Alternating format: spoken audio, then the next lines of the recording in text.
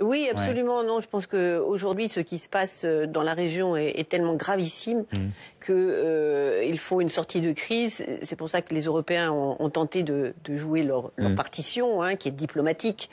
Et qu'aujourd'hui, bon, les Américains ont frappé. On peut imaginer que les Iraniens ont entendu la leçon et surtout comprennent la façon dont Donald Trump fonctionne. C'est-à-dire qu'il aime être le patron, le boss.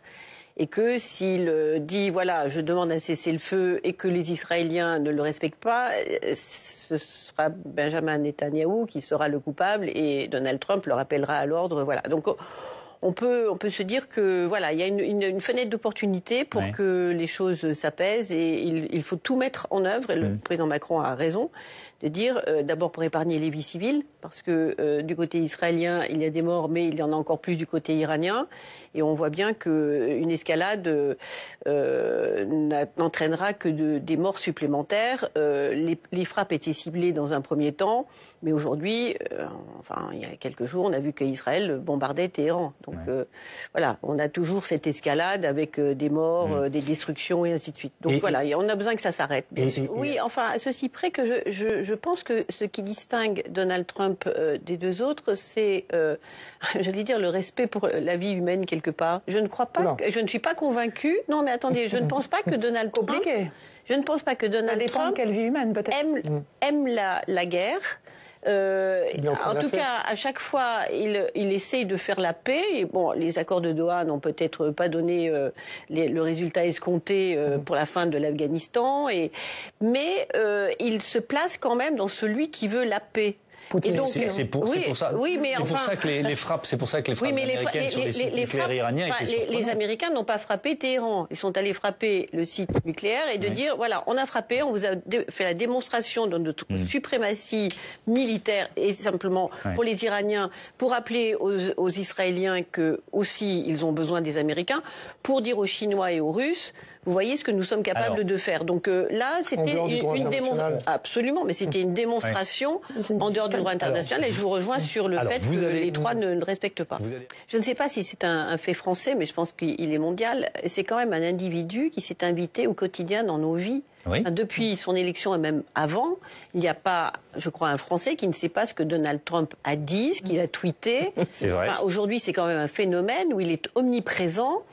Et je pense qu'il vit au quotidien sa télé-réalité où il est celui qui décide, c'est le boss. C'est très important pour lui, ce narcissisme, voilà, dont beaucoup ont parlé, oui, et que aujourd'hui, suivre diplomatie française y compris. Justement, c'est très intéressant ce qui vient d'être dit sur les Européens. Il y a une sorte, on a parlé de sidération, mais c'est qu'aujourd'hui, on suit au quotidien des épisodes qui se succèdent. À chaque fois avec un élément de surprise phénoménal, on est dans l'attente finalement de son changement d'humeur ou de son changement de décision.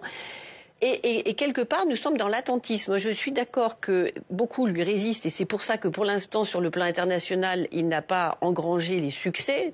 L'Ukraine, ce n'est pas un succès. Tout ce que, Gaza, enfin, ce qui se passe aujourd'hui à Gaza et en Cisjordanie est absolument affreux. Donc, et il n'intervient pas.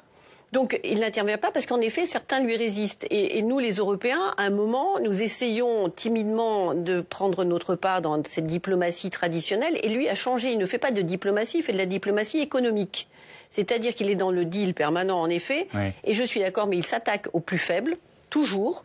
Et les forts, que ce soit Xi Jinping, Poutine ou Netanyahou, ce sont des gens qui ont un caractère, qui ont une histoire.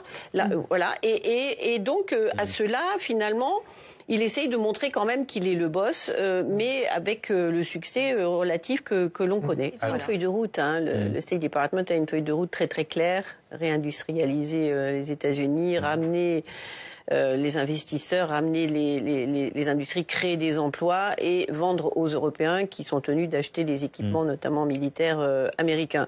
Donc leur feuille de route est très très claire. Il y avait un sentiment de peur généralisée, peut-être parce qu'il y avait déjà les ordonnances qui étaient signées chaque jour pour mettre au chômage un grand nombre de fonctionnaires, les agences se voyaient retirer leurs crédits et ainsi de suite. Donc tout le monde était dans un sentiment de paralysie en se demandant s'ils allaient être affectés directement personnellement. Mais la feuille de route était très très claire avec, je crois, cette fascination pour cette mise en scène, parce que là, ce que vous venez de montrer, c'est quand même la mise en scène du fort qui attaque le faible et qui l'écrase en direct. Avec, je crois aujourd'hui, quand même la compréhension, il me semble de plus en plus, que Donald Trump est influençable. En effet, je pense que le dernier qui a parlé est souvent celui qui a raison, et je crois que Vladimir Poutine l'a très bien compris, parce qu'il faut savoir qu'avant cette rencontre, il y a eu un certain nombre d'entretiens entre les deux présidents, le président russe et américain, avec un président russe quand même plutôt qui a beaucoup d'expérience et qui a dû convaincre avec sa propre propagande et sa propre histoire, et un Donald Trump qui était prêt à écraser Zelensky en lui faisant porter le chapeau en disant mais enfin c'est vous qui êtes coupable de ce qui se passe chez vous. Voilà. Après, Zelensky a compris qu'il fallait aussi qu'il parle, et c'est pour ça qu'il suscite aussi des rencontres avec le président Trump pour lui raconter son histoire à lui. Et c'est cette histoire-là que on a l'impression Donald Trump, c'est pour ça peut-être qu'on a des changements, ce que l'on pense changements d'humeur, mais qui sont simplement voilà, il fait confiance.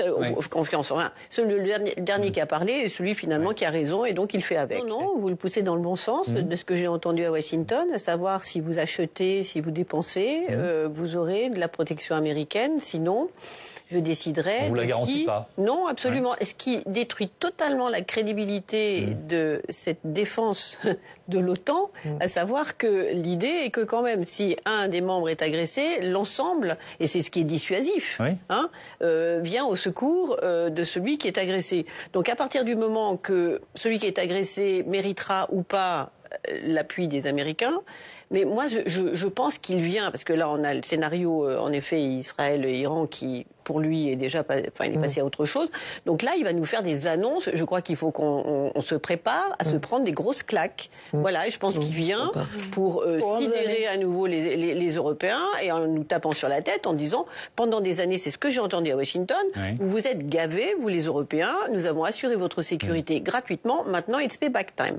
Voilà, donc maintenant vous allez payer. Dépenser 5% de votre PIB en achetant des armes américaines. Oui, mais bien sûr, mais c'est ça le deal. Et je pense qu'il va le répéter de façon assez brutale. Il l'a déjà obtenu, puisque le communiqué de l'OTAN a été agréé par les 32 membres de l'OTAN. Mais personne ne va dépenser 5%. Donc,